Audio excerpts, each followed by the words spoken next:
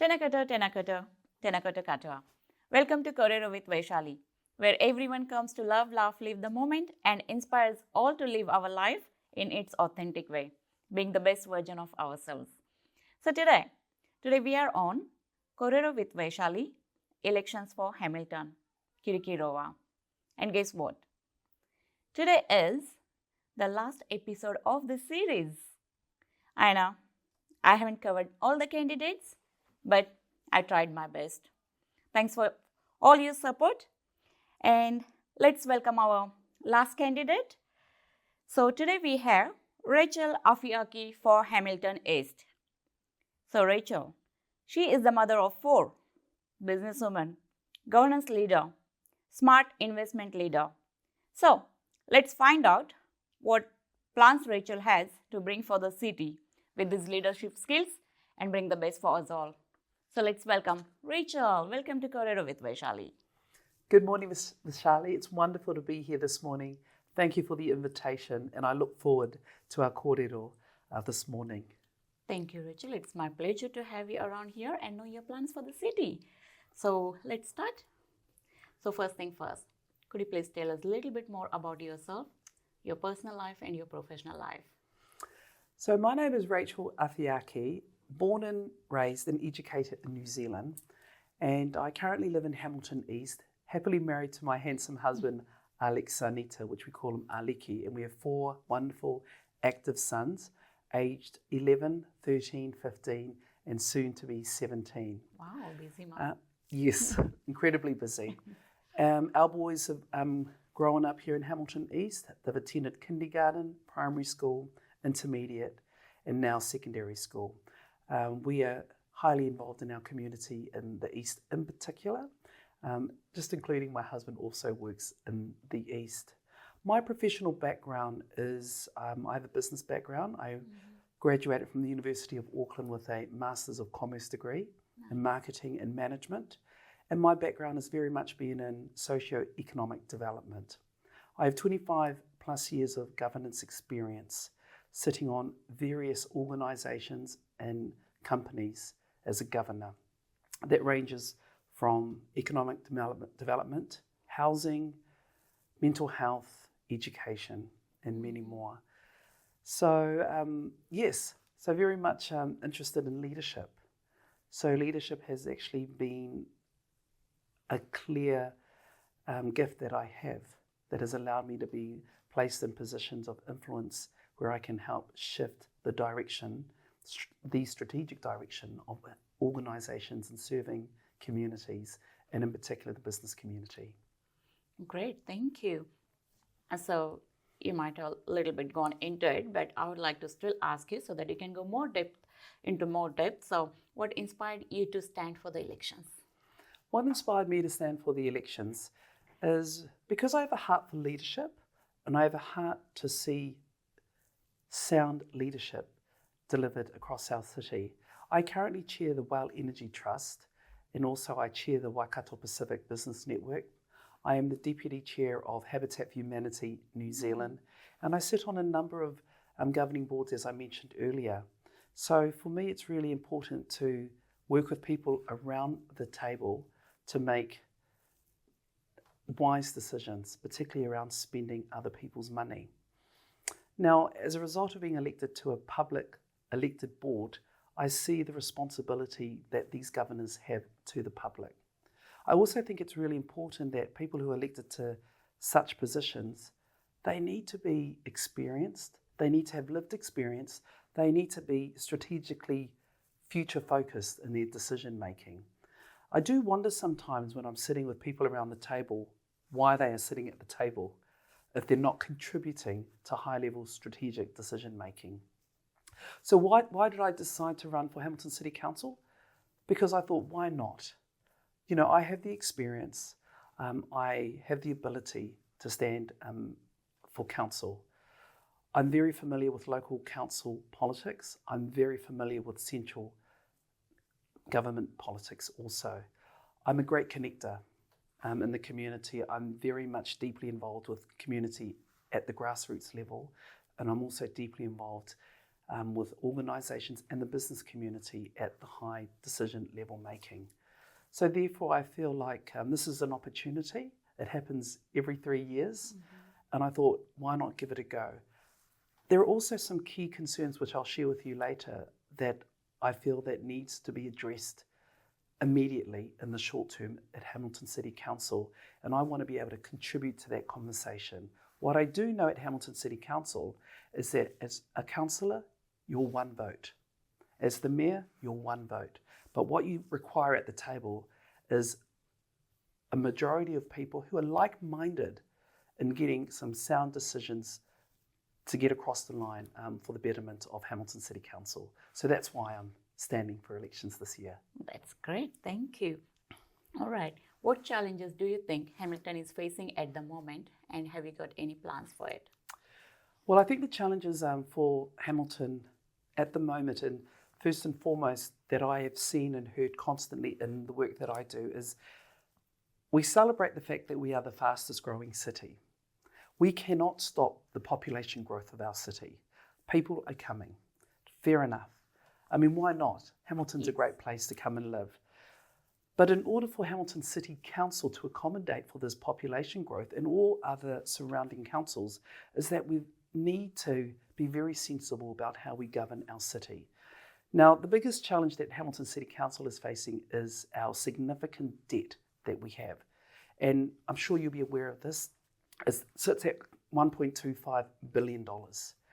Now, that in itself doesn't give us a head start. So I think one of the biggest challenges, how do we go about reducing this debt? How did we get there to begin with? And so therefore, those who are coming in and if they are successful in being elected, you're there for the next 3 years. And quite often it takes a while for people to get their head around the table about what needs to be done, the priorities that need to be in place. But I think at the moment, time is not on our hands. So I would say it's all about sensible spending, debt reduction, and this is what I'm standing for, housing for all, ensuring that Hamilton City remains an inclusive and diverse community. And basically, at the end of the day, it all comes down to good governance focused on the future. And so I think the challenge is, we're a council that's in debt. We're a city where our ratepayers, including myself and you, we're not happy with the performance of council to date. So therefore, the hope is that change will happen and what that looks like. And I want to go back to the point that I want to be at the table to address the key challenges that I've just mentioned and how we can actually prioritise and get things moving sooner than later. Great, thank you. Actually, I think you just covered a little bit of what my next question is going to be, but still I will ask you. Thanks. So in your campaign, you said, I want to put full stop to wasteful spending and only spend on important things. So could you please elaborate a little bit more? Yeah. Well, who tells us what's important? It's our communities, it's our ratepayers. They'll tell us what's important. And quite often it's the role of council to prioritise what is required. And I want to be able to, if I'm elected as a successful councillor, I want to go back in there and have a look at what the incumbent councillors view to be priorities to date and what they decided to make cuts on. So I think for me, I think it's important that every citizen or every resident of Hamilton City Council, and I'm standing in the east, so I'm going to talk about the Hamilton East residents of Hamilton City Council, that they all have a home to live in, a warm shelter. That's not the case at the moment. Yet what we are seeing is that there are many houses, be it affordable housing, shared equity housing developments that are taking place in Hamilton East are being built rapidly. So I really believe that the priorities need to be put in place to accommodate the population growth, to ensure that people who are coming here receive the services that council is responsible for delivering to such communities, and that every person has equitable access to all services from Hamilton City Council. Great, thank you. Related to housing affordability, how would you address housing affordability in Hamilton? What actions would you take? So for me, because I have governance experience in the housing sector, working with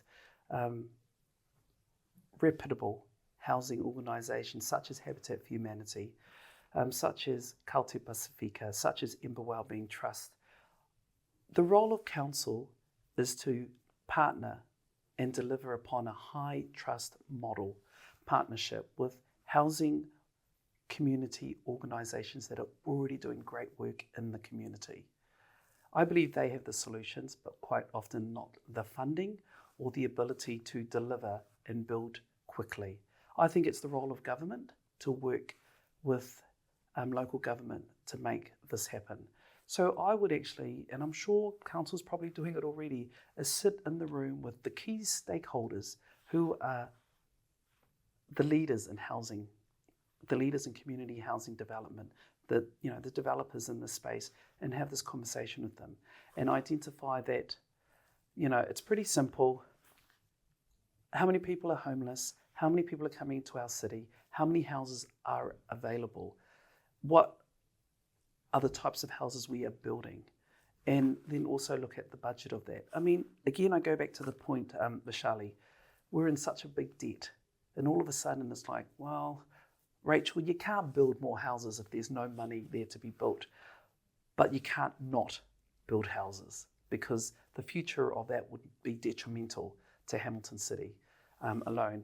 So back to your question, it's about working and creating a high trust model with housing providers in Hamilton City and working together to co-design a solution that works for all. If it hasn't worked historically, we need to address those gaps and we need to move forward and think of the future. That's what I would work towards being a part of. Great, thank you. Rates. Oh dear. It's a highest topic in the city, right? City or east.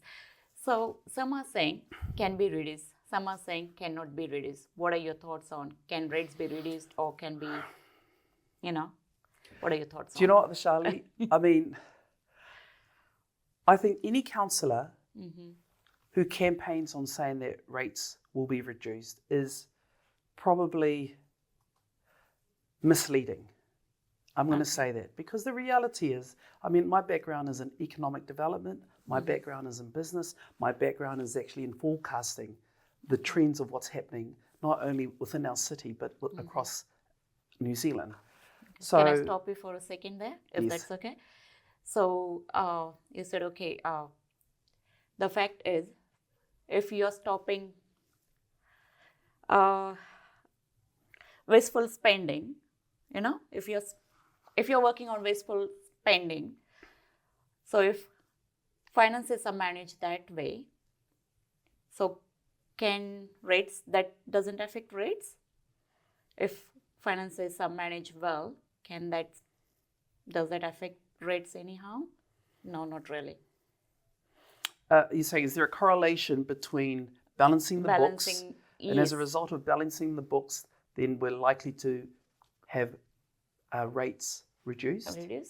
Is there? I mean, I might be wrong, but I'm just thinking. Well, I think the question is rates, which we all are charged, is the revenue that council requires to invest in infrastructure. Okay, and so we're talking about Hamilton City Council here, but if we are to review all councils across this country, we're not any different. Everyone is challenged by the increasing rates. So balancing the books may put a cap on rates for a short period of time, but council is still required to generate revenue for the sustainability of a thriving, growing city, and in particular with infrastructure and priority services such as this beautiful library in Rotatuna that we are sitting in to remain open. And I think if we look at the history of what's happened here at Hamilton City Council, is that 6 years ago, I'm going to say 7 years ago, we had a mayor that could foresee the cost of living increasing, the cost of infrastructure increasing, and therefore suggested that actually if we were to look at increments of increase for rates over, I'm going to say 6 years because we're at this point now, we may not have felt the brunt of it as ratepayers. Of course, our voters did not want that, and 6 years later, we are feeling the brunt of it.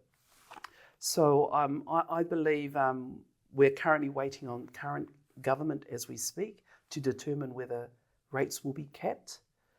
And I know that our Minister of Local Government is actually reviewing what Australia is doing and whether it be applicable to New Zealand, and I'm going to say Hamilton City Council. All I know is that you cap rates, you reduce rates, revenue's got to come elsewhere. Where that revenue comes from, again, requires smart councillors at the table to have those conversations, those real conversations, and to determine what are the priorities of this city. So my question is, has that happened to date with our incumbent? Who am I to judge? The voters will be the judge of that. Thank you. That's a great one. Thank you. Yes, I was thinking, apart from rates, can we have more revenue options as well? Do you have any ideas on that? Oh, absolutely. Well, more revenue options, and I mean, it's pretty evident. Hamilton City Council, Hamilton Gardens is a recent one where we charged a fee for tourists in particular to come, and again, that's at no detriment to the Hamilton ratepayers or residents here in Hamilton. And I think it's already generated millions of dollars for Hamilton City Council, which is a wonderful opportunity. Are there others? I believe so. I think it's the role of the Waikato tourism entity to determine what tourists who come with their currency overseas are willing to pay for our beautiful scenery here in Hamilton City Council.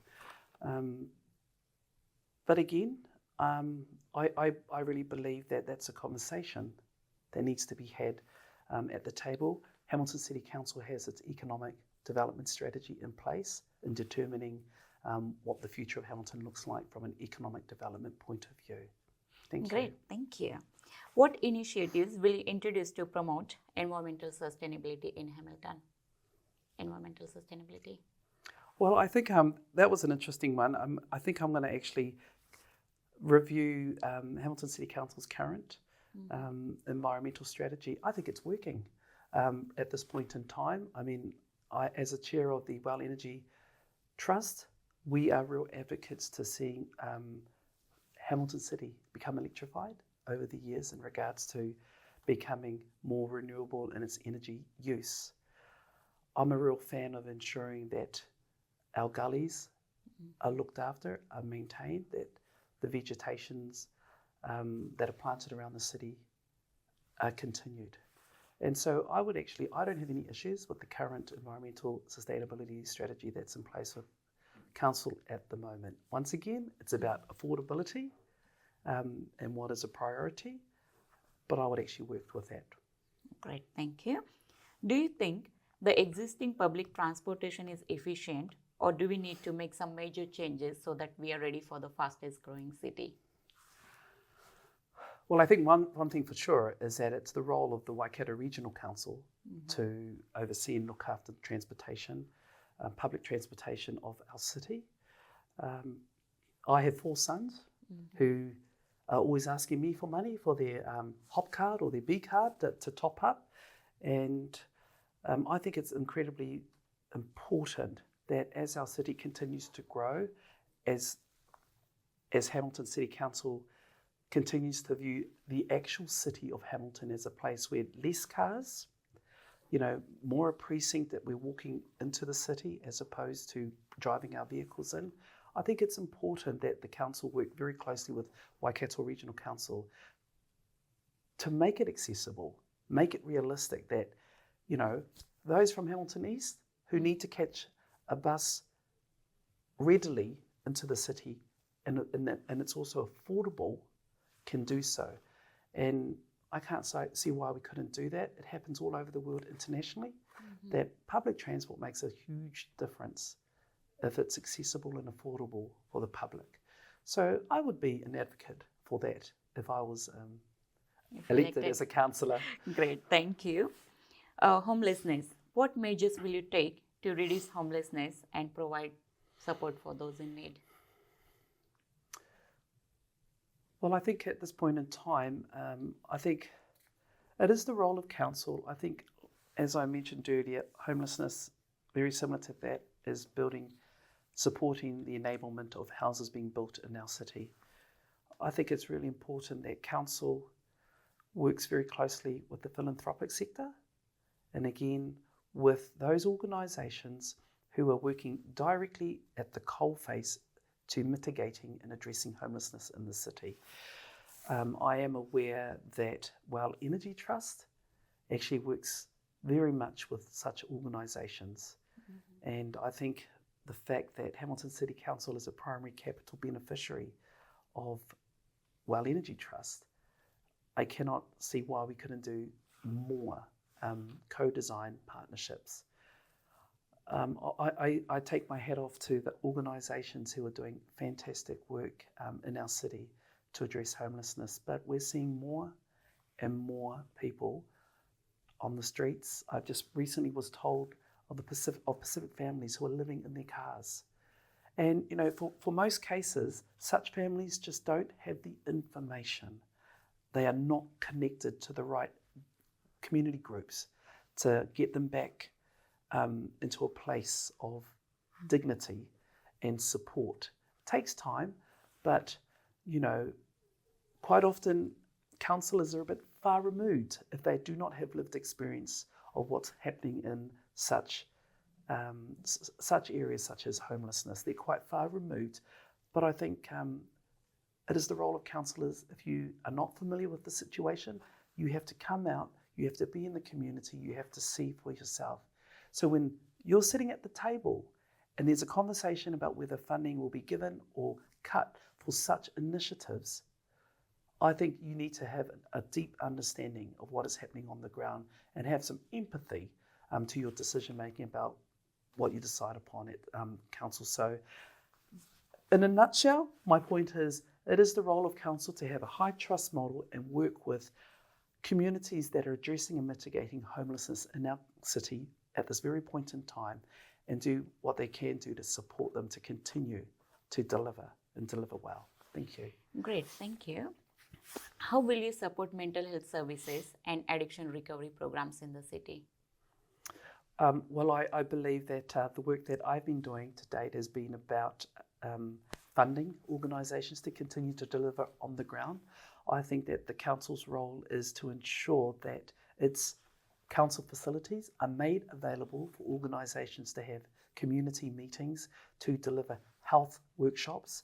I think it's important for council to be seen to be advocating for the well-being, both holistically speaking, mental, physical, spiritual and emotional of its residents of Hamilton City Council. So, and a good start would be through its own media platforms. Great, thank you. How would you support local small businesses to grow? Do you have any plans for that? Well, I think I go back to,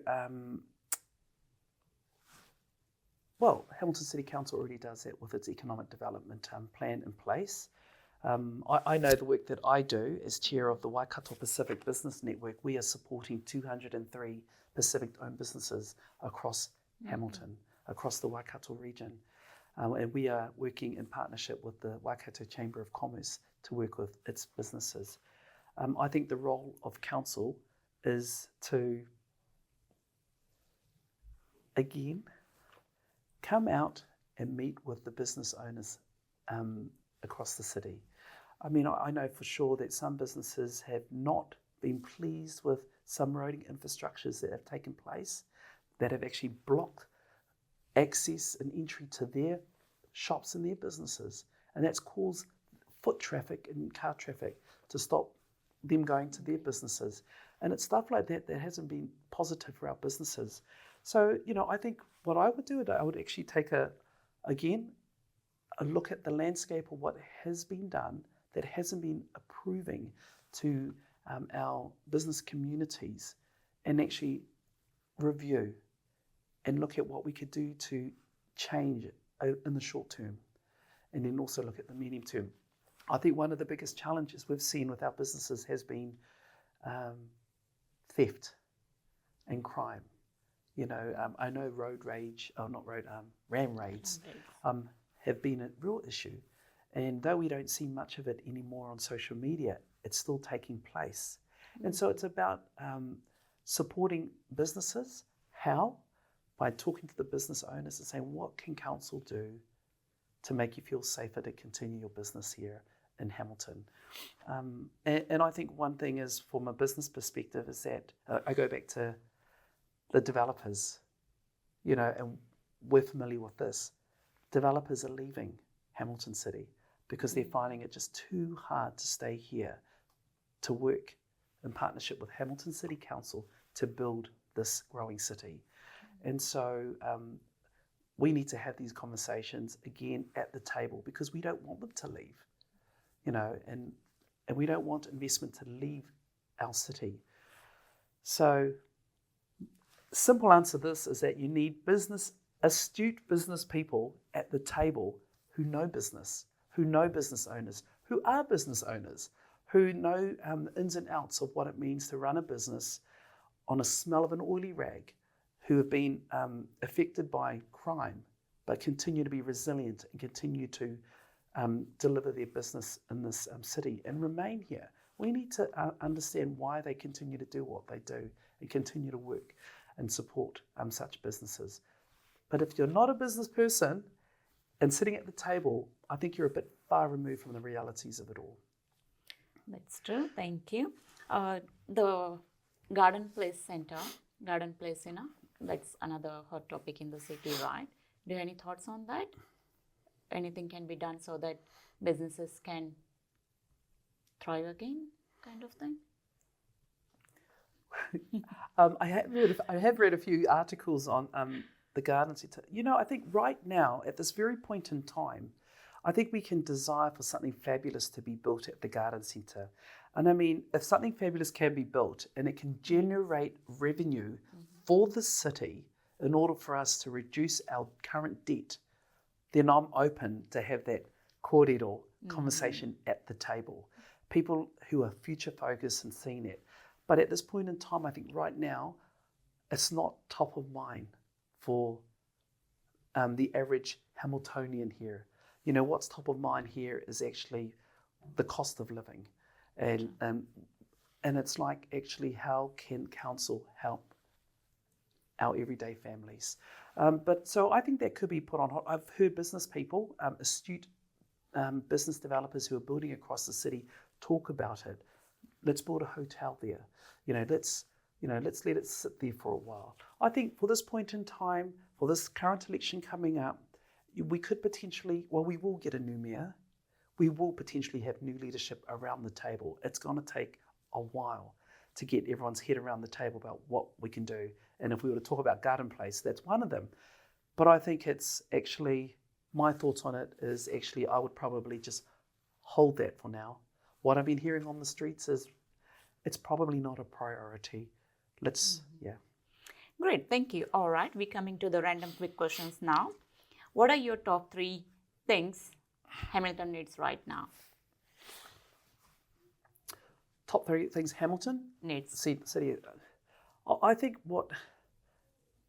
top 3 things. 1, I think Hamilton needs fresh perspective, fresh leadership around the council table in order to deliver to a city that is growing, and therefore we need new leaders, new councillors, a good mix, possibly a good mix, but we just need fresh eyes to come in and actually say we're in such a state. Now that's one, and I believe also, I think we just need to have astute business people around the table that allows for us to have some serious conversations about how we're going to go about balancing the books. Great, thank you. What are top 3 beautiful places in Hamilton? Oh, well, of course, the Hamilton Gardens. Okay. You know, everyone says that, hey, but you know what? It is a beautiful place. It is. It's an absolutely beautiful, and I've travelled all over the world, and I've been a tourist in many countries, and when I travel to a new country, I always go to the place that one should go to when they go to a country. My hope is that when people travel to Hamilton, the one place they want to go to is the gardens because they've heard about the gardens. And therefore, when they go there, it's a beautiful place. And I love the fact that they just keep building some new gardens each time. And they have great concerts there. That's one. The second one is I love the Lake Domain. You know, and I've seen the development of the Lake Domain change over the years. When I had my 4 boys, we went there a lot with the playground, and the playground got upgraded. And I'm like, wow, yes, I know it's on the other side of town, but it's a great location. You know, the venue there for cafes is wonderful. The lake is a beautiful location, and it's a beautiful place to walk. So I love that. So I you know, when you come to the Lake Domain, it's a lovely place to be, and you forget sometimes that you're in Hamilton City. Yes. And I think the final one is, because I have 4 boys, the Classic Cars Museum. Okay. So, you know, I think it's a hidden treasure. Yes, I mean, I think it's a hidden treasure. I've been to the Classic Cars Museum in Christchurch. I was quite impressed with it. And we had a venue there, and I thought, oh. So I believe it's a hidden treasure. I think it's one of those places that you can go to and you think, wow, I never knew. And there's so many other places I love, but with 4 boys, active cycling and everything, we love all that other stuff around Hamilton, like the Tiawa cycle path, etc. Great, thank you. Okay, top 3 revenue generating ideas of yours. Revenue generating ideas. Revenue generation. Top 3. Anything. Top three. Well, I think I think I'm probably, I don't know if I have 3, but I think at the moment we're charging, you know, and I think you've probably heard this before, if we can charge $20 to $30 for tourists to come and look at our gardens, I can't see why we couldn't charge a bit more. You know, when I think of the US market, the Asian market that comes to New Zealand to Hamilton, the currency exchange is not significant. I know this when I travel. I'm always going, you know, I'm always comparing the currency to New Zealand currency when I'm traveling abroad, and sometimes it's quite expensive when I convert it back. But I sense that, you know, if people are willing to pay $30 to see our beautiful gardens, I can't see why they wouldn't be willing to pay $50 plus. Okay. And, you know, a shift in that would make a significant difference. Great, thank you. So that's the one. What kind of future do you dream of Hamilton? The kind of city you would love to live it for many more generations to come? Well, I think as a mother of 4 boys, 4 active boys who love this city, and you know, quite often when we see debt that sits there, as a parent, you don't want that debt to sit with your children, being responsible to pay for that. You don't want your children to look back and go, what were our parents thinking? And so, you know, I'd like to see that, and we're already seeing it, that Hamilton itself is part of the Golden Triangle. You know, now it's far more accessible for people from Auckland to come down to Hamilton. It's so much more accessible for Hamiltonians to go to Tauranga. And, you know, so things are changing rapidly, you know, and so I think it's really important that leadership at the council table has to be very future focused and recognise that the world is changing rapidly. Our children, I mean, my children, they're far more tech savvy than I am, and their thinking is a lot more quicker than me. And so they're a lot more smarter and sharper, and they probably talk less than probably I do. But what I would love to see for the future is that Hamilton City is a flourishing city. It's a safe city. It's a city that doesn't have significant debt that is a burden to our generation and to our children's generation. I want to see a city that allows business people, foreign investors included, and also developers to want to come and build here. I think we're seeing it. We've seen it for a few years now, but we want to continue that. And I also want to see that we continue to a city that actually raises leaders in our city, young generation. We're a young generation. We are very much a young generation that the workforce of Hamilton City in the next 20 years will be our children. We don't want them to leave Hamilton City. We want them to stay here.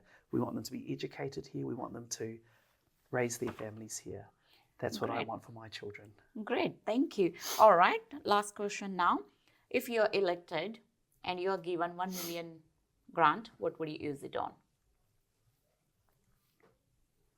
That's a very good question. And it's interesting. You think $1 million is a lot of money, but it actually isn't in the scheme of the cost of living today. But I thought about it and I thought, do you know what? With $1 million, I would look at what outcome would I want and what impact would I want. So for me, it would be, and this is what I am aware of, particularly working in the affordable housing sector, is that I know that $1 million will allow 10 families in Hamilton to move into a new home. And so the impact of that is 10 families and their children will be healthier and more likely to stay in school and be more secure in their jobs. And that's through a model of shared equity. So, 10 families, but that's 10 homes. Now, you can't buy 10 homes with $1 million. So that's something I would look at, but that would be Hamilton City Council already identifying an organisation in Hamilton that is already doing that. And how do we multiply that positive effect? Okay. So I'm all about multiplication for impact and positive outcomes. Perfect, thank you. All right, do you have any message for audience? Well, I feel like this is what I've been saying for the last couple of weeks, but I want to say thank you, Vaishali. Thank you so much for the opportunity. Thank you very much for accommodating my schedule in order for me to have this Kōrero with you. I think I take my hat off for you Thank you. for stepping into this leadership role and actually ensuring that our communities are able to hear from each of us who are desiring to sit on council. So thank you very much. Thank you. That's my pleasure. I have been enjoying all this. It's been a really big learning for me as well, and it's a really amazing thing. So it's my pleasure to have you. And your plans, let them go to the audience. So that's the beauty of it. Yeah, and I guess for me, it's like I believe every person who has the opportunity to vote should vote. I mean, based on the last elections, we know it was 29.4% of turnout for our elections. And I think this is not good. And I think if you don't vote, change doesn't come. And so I think it's really important, if you haven't registered, register. Find out how you can register to vote or be considered a special vote. But number 2 is that, go onto the Hamilton City Council page and read up about all the councillors. I believe in choice. And so, but if you're finding it challenging to choose, vote Rachel Afeaki, Hamilton East, number 1. I mean, I'm here to serve my community. I've been doing it for years, and it would be a complete honour and pleasure for me to do so for the next 3 years if I'm elected as a Hamilton City Council for Hamilton East. Thank you. Awesome. Thank you, Rachel. Thanks for coming on Kōrero with Vaishali. Yes, everyone, your vote matters. And future of Hamilton City depends on your vote. So please vote. Thank you. Thank you.